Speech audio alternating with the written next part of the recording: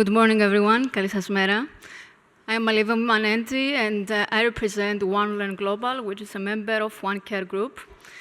We are a group that invests in crew well-being and learning and development. Our topic for today is how to bridge the human factors gap with smart training. So let's start with some statistics in order to understand the current landscape. Did you know that 80% of marine accidents are caused by human error? 520 lives have been lost due to human error. And lastly, every year, human error costs to our industry $541 million. I know I was told us that before you said this 80% might not be correct, but I'm happy to change it once you have the statistics, the scientific validation.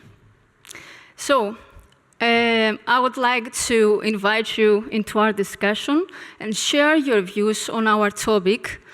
I hope that you are not tired of voting, but it will be interesting to see your point of view. Please scan the QR code and answer to the following question. Which of the following human factors do you think contribute the most to marine accidents? Please select the one that you believe is the most contributing factor. I will give you a second before I share the results. Okay, we started getting some votes.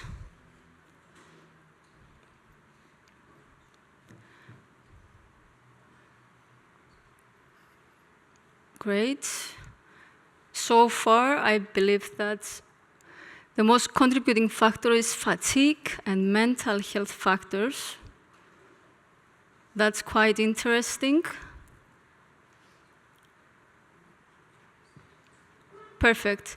And now let's proceed to the second question, which of the following solutions do you believe could reduce human error incidents on board?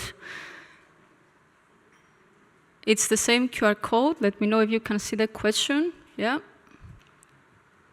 So you believe that the best solution is stronger safety culture and leadership practices, which connects to our previous topic. Yeah, okay, perfect. That's quite interesting. Thank you so much for taking the time to participate to our poll. Let's compare the results with the research from the International Journal of Research and Innovation in Applied Science. On the left, you can see the most contributing factors, and on the right, you can see the frequency of occurrence. I will not spend more time on this because we're going to analyze this factor in a second. So, I have already mentioned several times human factors, human error. But let's make sure that we all speak the same language. What are human factors? Based on OCIMF, human factors are the physical, psychological, and social characteristics that shape how people interact with equipment, systems, processes, and their work, other people and their work environment. I give you a second to read what does it say in the call-out. And what is the human error? It's the commission or omission of facts by maritime personnel that cause or contribute to merchant marine casualties or near casualties. And what's their difference? Human error is the effect, the final result and the visible mistake that we see, while human factors are the real causes contributing to this error, what's hidden behind the surface. Factors like stress, fatigue, and poor leadership. And that's why it's important to focus on these factors, and this is what we're going to analyze now. Just recall the graph that we have seen before with the most contributing factors. These can be grouped into 5 main categories. Number one is the human performance limits. Factors like fatigue, stress, and substance use reduce the reaction time and concentration of seafarers, which increase errors during critical situations. Cognitive factors.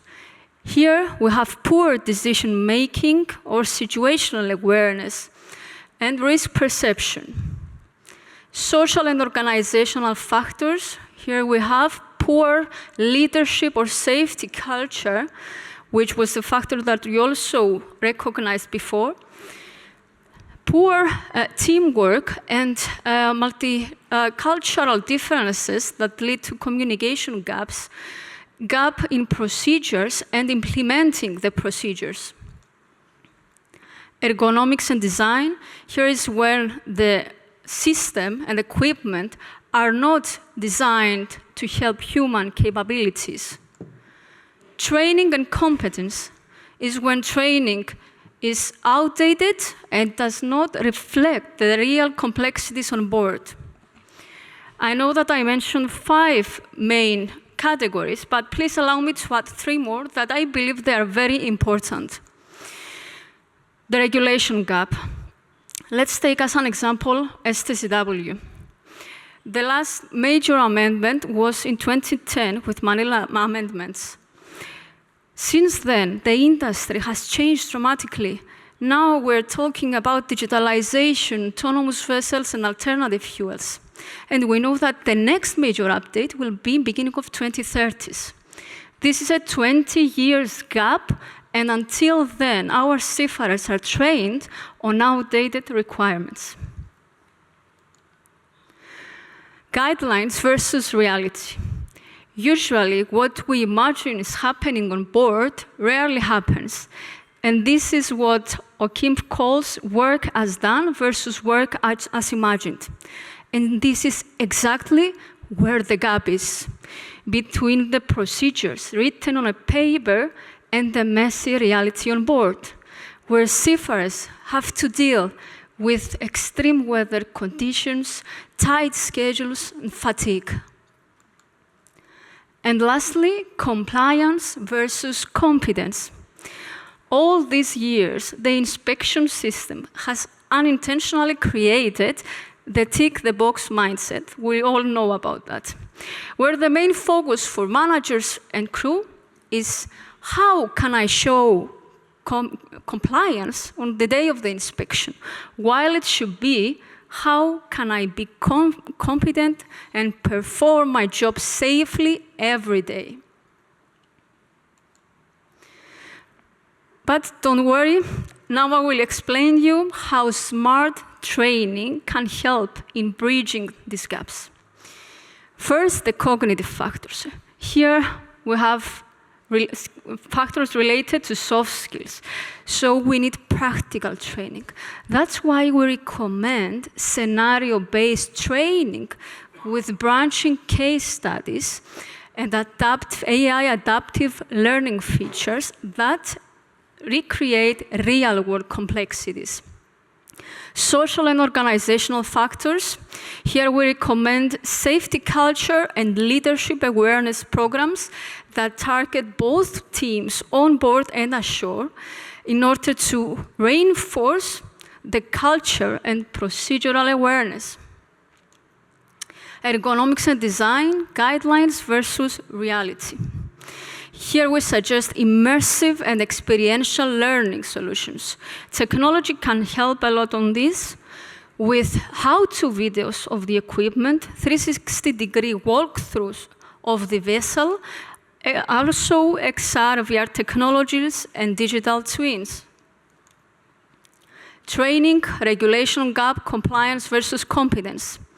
Here we recommend continuous crew reskilling and upskilling competency programs. We need to build a learning culture, starting with certification, but extending with real application on board, supported with mentoring programs and data-driven reports along with competency-based assessments. And this is exactly our philosophy at OneLearn Global. We create digital learning solutions in order to help and build crew real competence. But what happens with the factors hidden below the surface and usually disregarded? The human performance limits. Here, One Care Group comes in, and we offer holistic well-being solutions with our network of medical professionals and psychologists. We offer 24/7 support and 360-degree wellness programs.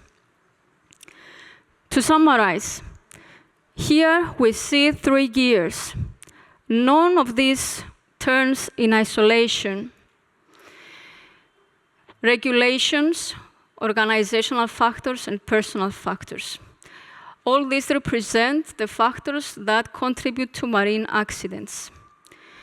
So regulations affect the culture of the companies, and the companies affect the life of seafarers on board. In return, seafarers affect companies' performance and outcomes, and the regulation changes.